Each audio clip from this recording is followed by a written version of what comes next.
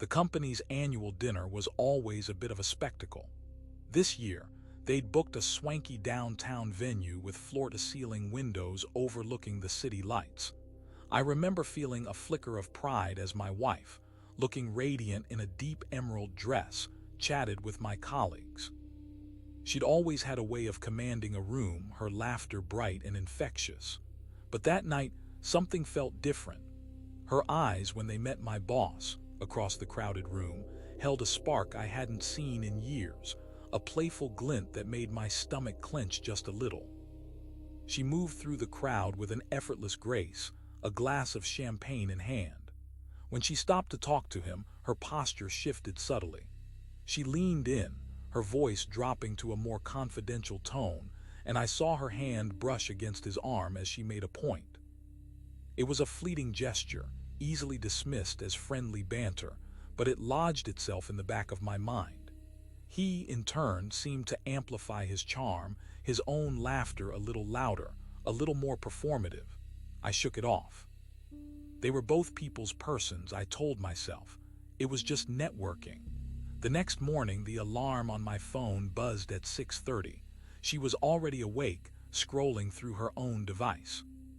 The soft glow of the screen illuminated her face, which suddenly went rigid. A flush crept up her neck, tinging her cheeks with a deep crimson. She fumbled with the phone, her movements jerky, as if trying to hide something from even herself. "Just, final details for the Henderson party," she murmured, her voice a little too high. But my eyes caught a sliver of the screen before she locked it away, a fragment of a deleted message.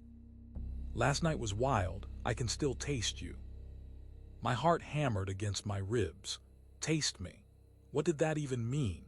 Before I could ask, before I could even process the implications of that phrase, she'd already tucked the phone away, her hand closing around it like a shield.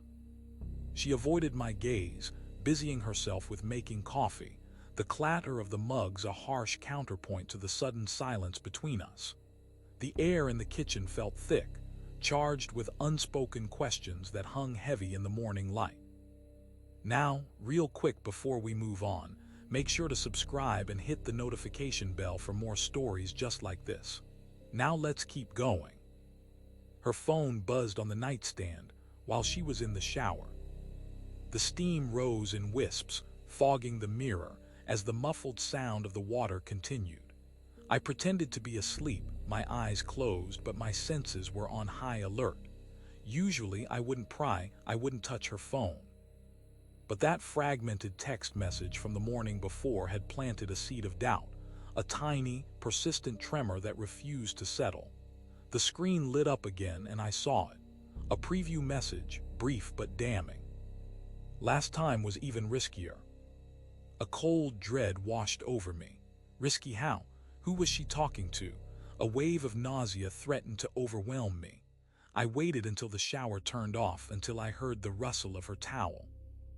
Then with trembling hands I reached for her phone. The lock screen glowed, waiting for input. I tried my birthday, a silly habit born of years of shared life. Miraculously, it still worked. The temptation to stop, to pretend I hadn't seen anything, was immense. But a morbid curiosity, a desperate need for clarity, propelled me forward. I navigated through her apps, my fingers feeling clumsy and foreign.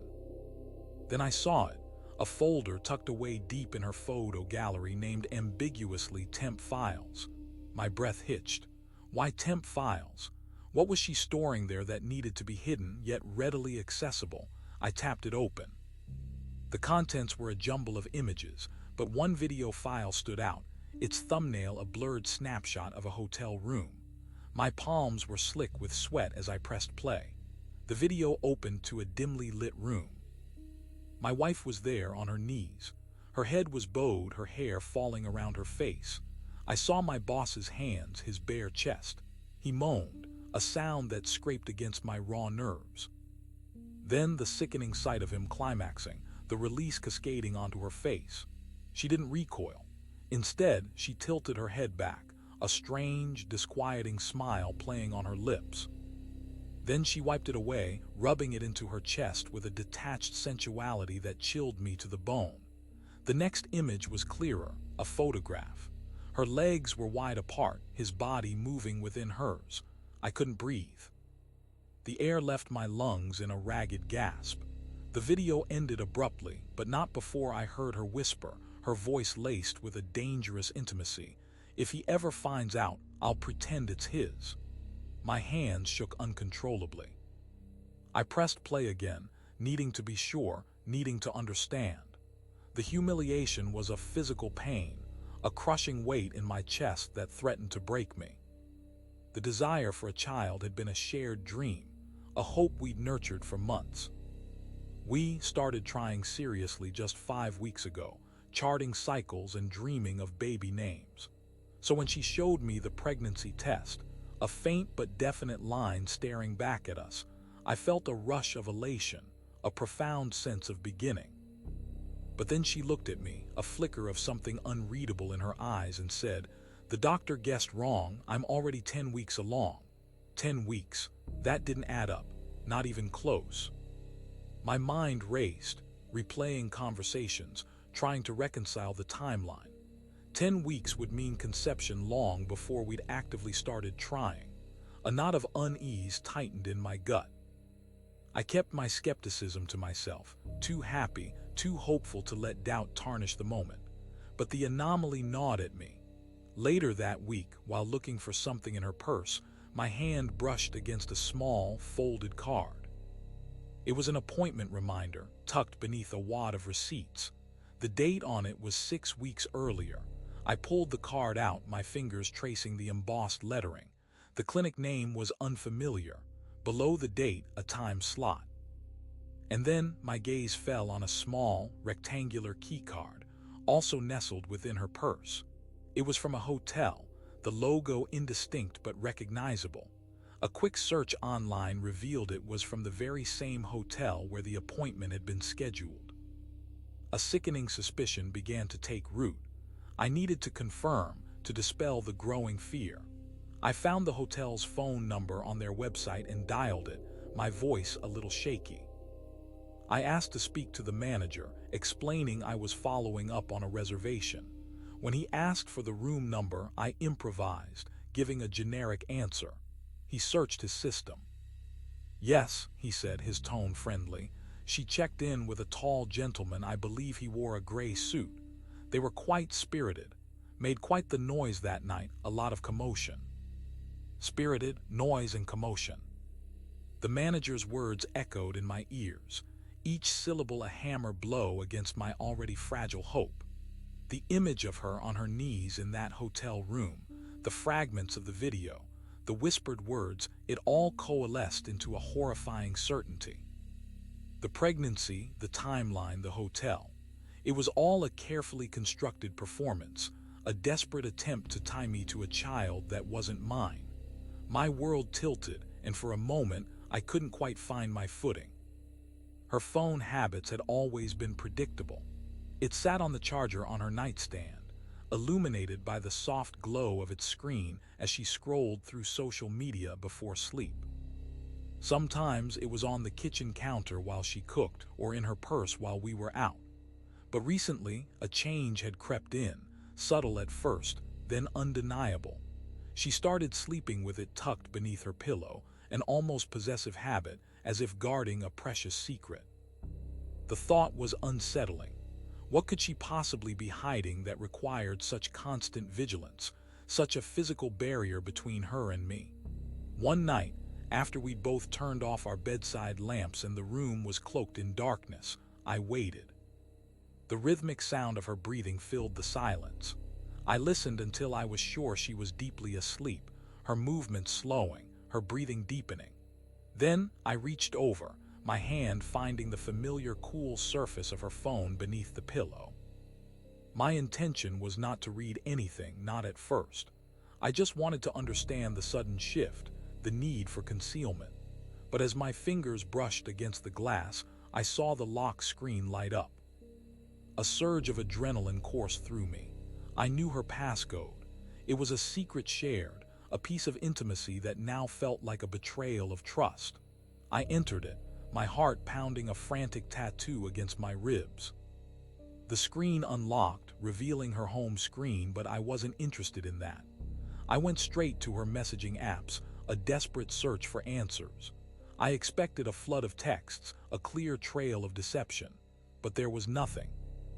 Every single message thread appeared to be meticulously wiped clean, as if by an unseen hand. A cold wave of disappointment and a renewed sense of confusion washed over me. Had I been wrong? Was this just my own insecurity manifesting? Then my eyes landed on WhatsApp. It was an app she rarely used, preferring SMS or other platforms. But there it was, an icon I usually ignored. And beside it, a small numerical indicator showing an archived chat. My fingers hovered over it for a moment before I tapped.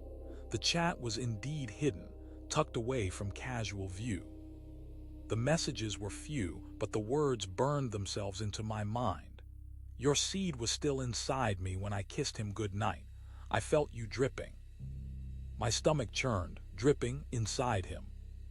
The sheer vulgarity of the message, the casual intimacy described, was a physical blow.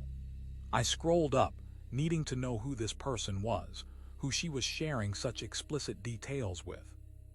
The name was saved simply as ELJ. My blood ran cold. Those were my boss's initials.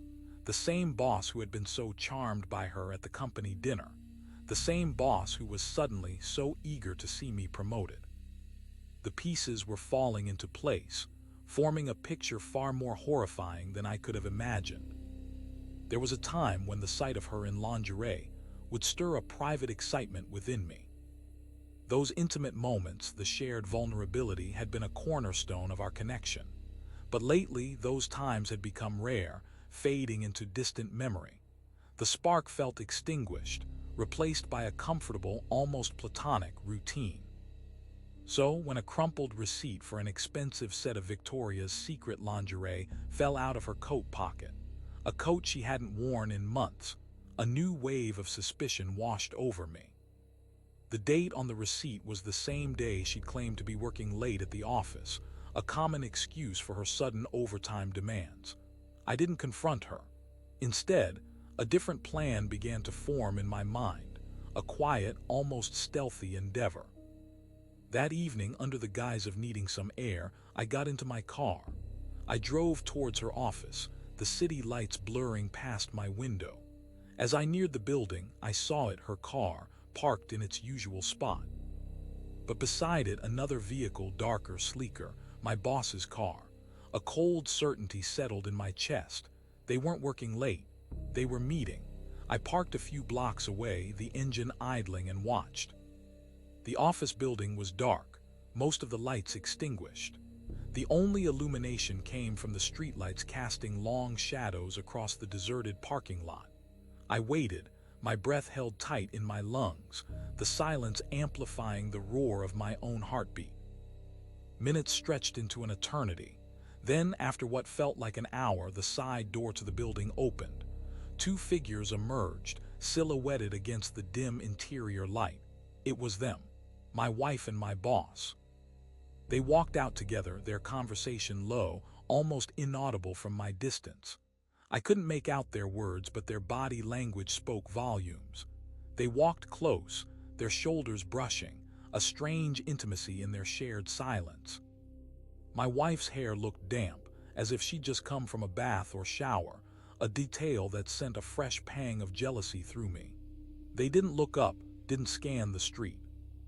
They were oblivious to my presence, to the silent witness lurking in the shadows. They didn't see me, but I saw everything. The lingering touch he gave her arm, the way she leaned into his space, the shared glance that spoke of secrets, of a connection I was no longer privy to. The silence in our house had become deafening. It wasn't the comfortable quiet of shared companionship, but the hollow echo of unspoken truths, of secrets festering beneath the surface. We moved around each other like strangers, the intimacy we once shared a ghost in the room. I had been slowly, methodically, gathering fragments of evidence, piecing together the narrative of her betrayal. My latest attempt to reconcile the digital rubble of her phone involved syncing it with our shared cloud backup, a last-ditch effort to uncover anything that might have slipped through the cracks of her deletions. Most of it was background noise, outdated photos, and forgotten apps. But then, buried deep within the audio files, I found something. A voice message that hadn't been fully purged. It was short, barely 10 seconds long, but its contents were devastating. Her voice, hushed and urgent, filled my earbuds. She was whispering, the words laced with a raw, carnal desire that painted a vivid, horrifying picture. "I want your hands around my throat next time," she breathed, the sound sending shivers down my spine. "I want to feel you finish inside me again while I still have his ring on." My knees buckled. I stumbled back, hitting the wall of our darkened garage, the hard concrete a stark contrast to the soft words that had just shattered my reality. His ring on. The implication was sickeningly clear. She was talking about her lover, my boss, while still wearing the symbol of our marriage, the promise I had given her. I played the recording again and again, trapped in an agonizing loop of humiliation. The audio was slightly distorted in the last few seconds, as if she'd been interrupted or had tried to stifle a sound. But through the garbled noise, I could almost swear I heard my name. A whispered, mocking inclusion in her illicit fantasy. The sheer audacity, the casual degradation, left me breathless and shaking. He had always been a charismatic figure, my boss. Backslapping, joke cracking, the kind of guy who made you feel like you were part of an exclusive club. He'd promised me the moon, the promotion I'd been working towards for years, a significant raise, the recognition I felt I deserved. He started calling me champ with increasing frequency, a patronizing nickname that usually accompanied a dismissive pat on the back. I'd bought into it, the genuine smile he'd wear, the assurances that everything was on track. I was so eager to believe him, to see my hard work finally pay off. The break room was usually a hive of activity during lunch, a cacophony of chatter and the clatter of microwaves. I'd gone in to grab a coffee, expecting the usual mundane lunchtime rush. But as I neared the door, I heard voices, familiar ones, but the tone was different. It was hushed, conspiratorial, laced with a wicked amusement. I recognized my boss's booming laugh, followed by a few others. Curiosity, a dangerous companion, made me pause. I stood just outside the door, out of sight, listening. And then I heard it. His voice, louder now, carried by the acoustics of the room, laced with an arrogant glee. "He actually thinks he's the baby's daddy." The sentence hung in the air for a moment before the room erupted in laughter. A wave of sick laughter, raw and unrestrained, that washed over me like a tidal wave of bile. They were talking about me, about the baby, my wife's pregnancy. I wasn't supposed to hear that. They didn't know I was there, hidden by the doorway, a silent observer to their cruel joke. My hands trembled, but not from fear. It was a cold, hard anger. I fumbled for my phone, my thumb finding the record button. Every word, every cruel jest, every guttural laugh was captured, a perfect, damning testament to their deceit. Her scent had always been a familiar comfort, a subtle floral note that defined her. It was her signature, something I associated with intimacy, with home. But recently, that familiar fragrance had been replaced. One morning, as she got ready for work, I noticed it immediately. A stronger, muskier aroma, something more potent, more complex than her usual light perfume. It wasn't unpleasant, but it was decidedly different. It was a scent that belonged to someone else, someone I didn't recognize. "That's a new perfume," I commented, trying to keep my tone casual, as if merely making an observation. She turned from the mirror, a playful smile on her face, and walked towards me. "It's for you, babe," she said, leaning in and brushing her neck against my cheek. The musky scent enveloped me, unsettling and yet strangely alluring. I forced a smile, but the seed of doubt had already been sown. It felt like a performance, a clumsy attempt to mask something.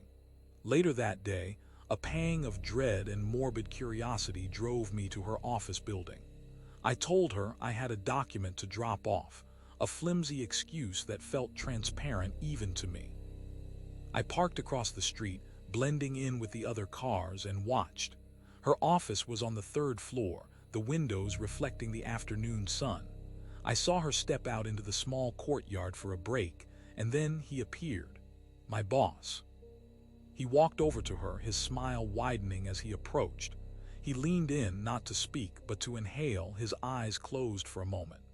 Then he stepped back, a grin spreading across his face. "That's the one I like," he declared, his voice carrying faintly on the breeze. "The one I like." He was referring to her new fragrance, and she, to my utter dismay, flushed, her cheeks turning a delicate shade of pink. She looked down, a shy smile playing on her lips, as if accepting a compliment from a lover. I watched from across the office, hidden behind the tinted glass of my car, a silent, invisible observer to a scene I wasn't supposed to witness.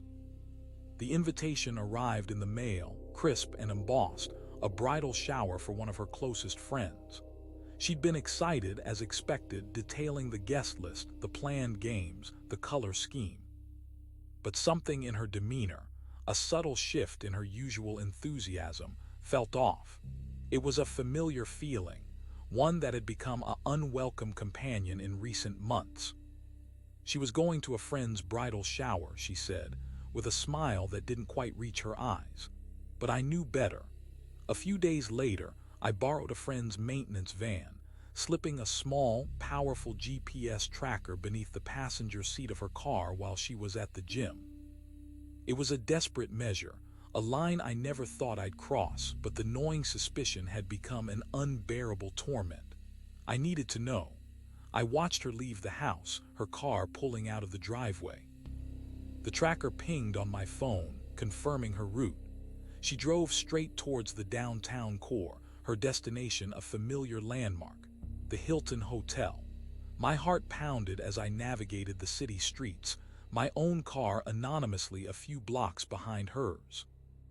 I parked in a nearby garage, my mind racing. I couldn't just confront her there. I needed proof, undeniable evidence. I managed to book a room on the floor directly above hers, a precarious vantage point from which to observe. From my room, I watched the hallway across the corridor. 30 minutes after she'd entered the building, the door to her room opened slightly. I saw them through the peephole of the stationary door opposite hers. My boss, my wife. They entered together. The thin walls of the hotel proved to be no barrier. After a while, I heard it.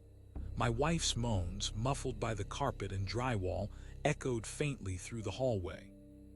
They were thin sounds, strained, not the joyful cries of love, but the desperate sounds of illicit pleasure. It was a violation, the sound seeping into my consciousness, a soundtrack to my own unraveling. When the cleaning crew started their rounds, I approached one of them, a young woman with weary eyes, and offered her a generous sum to let me into the room shortly after they'd departed. The faint scent of their encounter still lingered. In the trash can, I found them, a handful of used condoms. I took photos of each one, and then I saw it, a small smear of lipstick on the pillow that definitely didn't belong to her. The photos arrived at precisely 1 a.m., a digital delivery that shattered the stillness of the night. Her phone lit up on the nightstand, the sudden glow a stark intrusion into our shared darkness. I heard her stir, a rustle of sheets, and then the soft padding of her feet on the carpet as she moved to the bathroom, phone clutched tightly in her hand. I lay there pretending to be asleep, my ears straining to catch any sound through the closed door. The silence stretched, broken only by the faint whirring of the fan. Then a sob, a choked, gasping sound that tore through the quiet. It was followed by a whispered word, too low to decipher clearly, but the tone was unmistakable. Fear, despair. "Oh God," she murmured, her voice thick with unshed tears. "He knows." The words hung in the air, a confirmation of everything I had suspected, everything I had meticulously uncovered. She knew I had the evidence. She knew I had seen it all. The rest of the week proceeded in a surreal tableau of normalcy. She didn't mention the photos, the confrontation, or the devastating realization that I was aware of her betrayal. She asked me what I wanted for dinner, her voice steady, betraying no hint of the turmoil raging beneath the surface. She kissed me goodbye in the morning, her lips lingering on my cheek, a gesture that felt hollow, a performance. She even complimented my tie before I left for work. It was as if nothing had changed, but everything had. She slept facing the wall every night, a subtle but significant shift in our physical intimacy, a silent admission of guilt that spoke louder than any words. The news of my impending promotion arrived like a false dawn. My boss, radiating magnanimity, announced it at a team meeting, his arm draped casually over my shoulder. He declared it was time for me to celebrate, and who better to organize such an event than my own wife? She was thrilled, her eyes shining with pride and excitement. "A night to remember," she'd exclaimed, already sketching out ideas, her energy boundless. She had no idea that for me, it was already a night I would never forget, though not for the reasons she imagined. My plan had a head start. Months ago, I'd quietly gained administrative access to the company's internal audio systems, a small digital backdoor I'd established for troubleshooting. This party, this celebration of my supposed success, was the perfect opportunity. I'd wired a discreet microphone disguised as a decorative element to the main sound system. Then, in the privacy of our garage, surrounded by the familiar scent of motor oil and concrete, I prepared my speech. I rehearsed every word, staring into the dull, unyielding surface of the garage wall as if it were his smug face. I chose my moment carefully, the crescendo of celebration, the peak of the evening's merriment. That's when I would play it. That's when everyone would hear her. The ballroom hummed with energy. Fairy lights twinkled, reflecting off the polished silverware and the eager faces of the guests. There were 112 people in attendance. Every executive, every manager, even the new interns were present. My wife, looking stunning in a form-fitting red dress that subtly accentuated the curve of her belly, moved through the crowd, accepting congratulations on my behalf. Everyone commented on how proud we must be, their words a velvet overlay on the raw ache in my chest. I managed a smile, a tight, practiced expression that hid the storm within. I watched him, my boss, as he navigated the room, his gaze occasionally drifting towards my wife. He reached out, his hand finding her lower back as she passed him, a possessive gesture that made my jaw clench.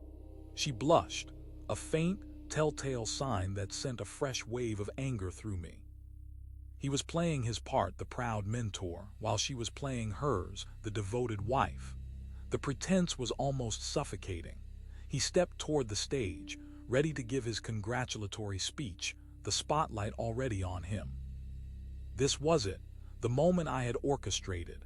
I reached into my inner jacket pocket, my fingers finding the small, discreet remote.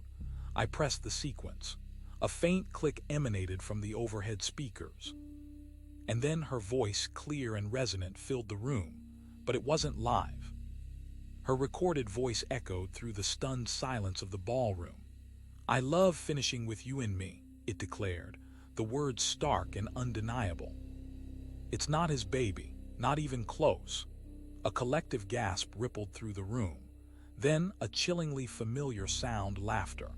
It wasn't the jovial laughter of celebration, but a nervous, disbelieving titter that quickly faded. Her voice continued, cold and hard. "He's too stupid to know."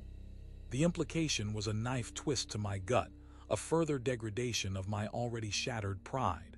A profound silence fell, the air thick with unspoken judgment. My wife's head snapped up, her eyes wide with confusion, then a dawning horror as she looked at me. She saw the phone in my hand, the screen still illuminated, the playback interface visible. The room was a sea of shocked faces, the buzz of conversation replaced by the frantic murmuring of disbelief. Drinks were dropped, shattering on the floor. My boss, his face drained of color, stood frozen on the stage, his smug confidence dissolving into sheer panic. A senior VP standing near me leaned over to his companion, his voice a low rumble. "Are you hearing this?" I met my wife's gaze, a silent acknowledgement of the wreckage we had created. I said nothing. There was nothing left to say. I simply turned and walked away, the sound of the room burning behind me, their shocked whispers and my boss's strangled apologies fading into the distance as I stepped out into the night. The promotion, the party, the carefully constructed facade, all of it had imploded in a spectacular, public display of betrayal. The aftermath was swift and brutal. My boss, his career in tattles, didn't get promoted.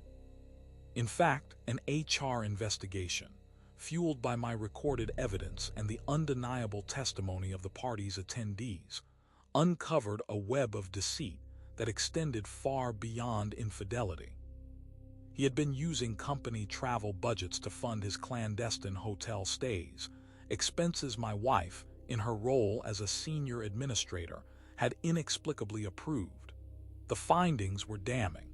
Both of them were terminated immediately. The story, as these things tend to, leaked. It spread like wildfire through the industry, a juicy scandal that captivated gossip columns and water-cooler conversations for weeks. His wife, the one person I hadn't directly targeted but whose life was irrevocably impacted, found out. The shame and humiliation were too much to bear. She packed up their children and moved states, seeking refuge from the wreckage he had created. My wife, or rather my ex-wife now, attempted to reach me. Her name had vanished from my contacts, her calls going straight to voicemail. She left 47 missed calls in the span of 3 anxious days before I permanently changed my number. I retained full ownership of our marital home, a bittersweet victory. My ex-wife, with nowhere else to go, was forced to move back in with her parents. She was 8 weeks away from her due date, the child she had so desperately tried to tie me to, now an undeniable symbol of her deception, left to be born into a life of scandal and uncertainty. The life we had built, the future we had planned, lay in ruins around us, a testament to the destructive power of lies and betrayal. They arrived in a simple, beige envelope, tucked unceremoniously into my mailbox. The return address was anonymous, a further layer of separation in this final act of my revenge. I didn't need to open it to know what it contained. The clinic's name, the sterile packaging, the carefully worded report, it all pointed to one irrefutable conclusion. But still, a morbid compulsion, a need to see it in black and white, drove me to retrieve it. My hands, though steady now, felt heavy as I tore open the seal. The words swam before my eyes, but the verdict was stark and absolute. 0% paternity. No relation. The child she had so meticulously plotted to trap me with, the innocent pawn in her elaborate game of deception, was not mine, not even remotely. A strange calm settled over me as I reread the numbers, the cold, hard facts. All the planning, all the deception, all the emotional manipulation, it had all amounted to nothing. I left the envelope in her parents' mailbox, a silent, damning indictment. No note, no explanation. The truth was self-evident. That night, the screaming from her parents' house didn't stop until well past 2 in the morning. The sounds of her unbridled rage, her despair, her agony barely registered. I was already out of town, miles away, the city lights fading in my rearview mirror. The quiet hum of the highway was a balm to my battered soul. But I wasn't done yet. The feeling of absolute finality, the sense of closure, was still out of reach. There were still loose ends to tie, a lingering need to ensure that the consequences of her actions would follow her, a constant reminder of the pain she had inflicted. The journey continued, a deliberate escape from the ghosts of my past. I'd driven through the night, the rising sun painting the sky in hues of orange and purple as I crossed state lines. The anonymity of the open road was a welcome change from the suffocating familiarity of my old life. I found myself in a small, nondescript town a few states over, a place where no one knew my name, my history, or the deep wounds that still festered beneath the surface. I rented a simple apartment, its walls bare, its silence a stark contrast to the emotional upheaval I had endured. My phone, the one I had acquired after discarding my old number, buzzed. It was a contact I had carefully cultivated, a digital shadow from my past life. The message was brief, businesslike. The final details are in motion. Their silence is confirmation. A grim satisfaction settled within me.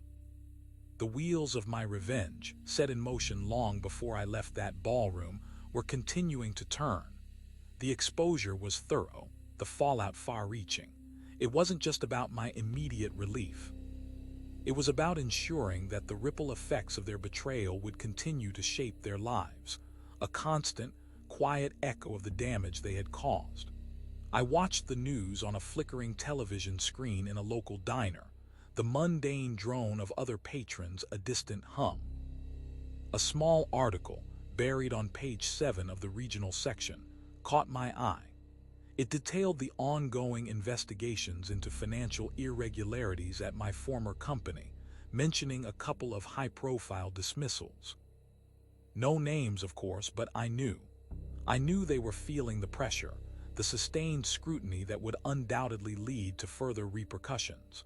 My wife, now carrying her child, would likely face a future of ostracism, her choices a permanent stain on her reputation. And my boss, stripped of his power and prestige, would likely be left to grapple with legal battles and the scorn of his peers. It was a quiet victory, a long game played with calculated precision. There was